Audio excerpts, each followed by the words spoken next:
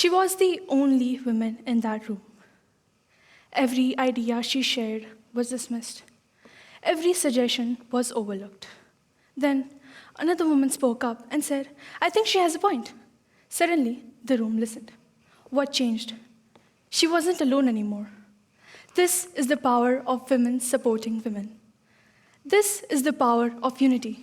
This is the power of synergy. When women unite, they empower. When they empower, they transform. And when they transform, they change the world. Empowerment isn't just about personal success. It is about lifting others as we rise. The perception that older generations carry teaches us resilience, while the innovation of younger women pushes boundaries. Together, we form a force that is impossible to ignore. We are breaking barriers, leading in industries that were once closed on us, and reshaping the future. But we cannot do it alone, as empowerment thrives on mentorship and teamwork. In former times, women were treated as almost non-existent. They were told since childhood that the very success of a woman's life lies in taking care of the house and their family. She was told that she doesn't need to accord priority to whatsoever. She doesn't need to learn or explore. Her ambitions and potential are of secondary importance. Knowledge is secondary to daintiness. That servility is more valuable than curiosity. We, as women, need to refuse to let religious institutions define what we can't do. We need to reclaim faith, challenge discrimination, and show that spirituality is not dictated by gender.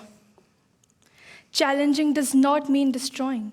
It means to redefine, reclaim, and reshape the systems and beliefs.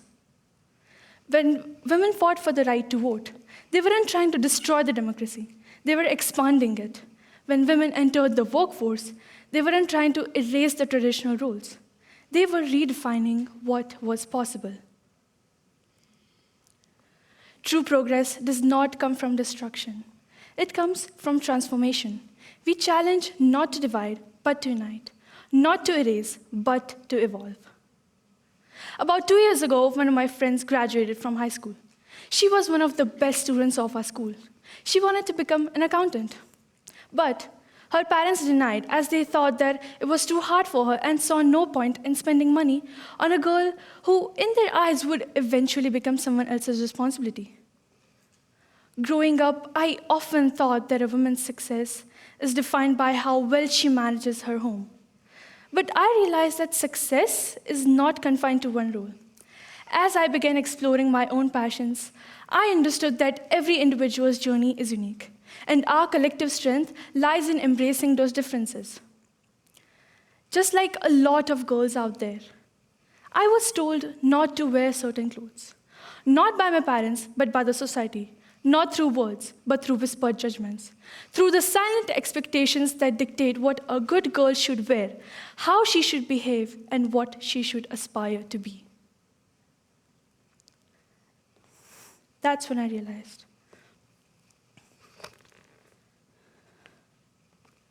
According to the stereotypes created by the society, when we think of leadership, it's mostly men in suits making decisions and setting the rules. At least that's what I saw in textbooks, in news reports, and in everyday conversations. When we talk about equality, we're not talking about taking anything away from anyone. We're talking about equal opportunities, creating an environment where everyone's voice is valued. Often, I've noticed a pattern in conversations. When a woman speaks about her struggles, a man quickly shifts the focus to his own experiences. I'm not saying that men shouldn't have a voice, but why is it that so often women have to fight just to be heard? Why is it that their challenges are brushed aside, overshadowed, or met with comparisons instead of understanding? Women deserve more than just the right to speak. They deserve to be truly listened to have their perspectives valued and not dismissed. There are a lot of movies out there that highlight issues like equal rights and gender discrimination. These aren't just a form of dramatic storytelling. They reflect real struggles. struggles that persist in workplaces, in households, and in everyday conversations.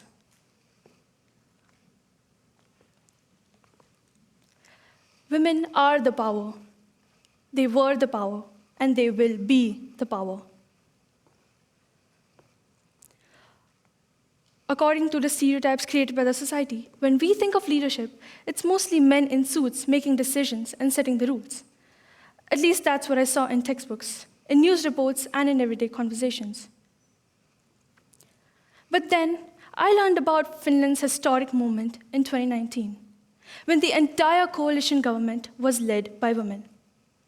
I read about Iceland, a country that consistently ranks #1 in gender equality, proving that when women are in power, societies don't collapse, they thrive.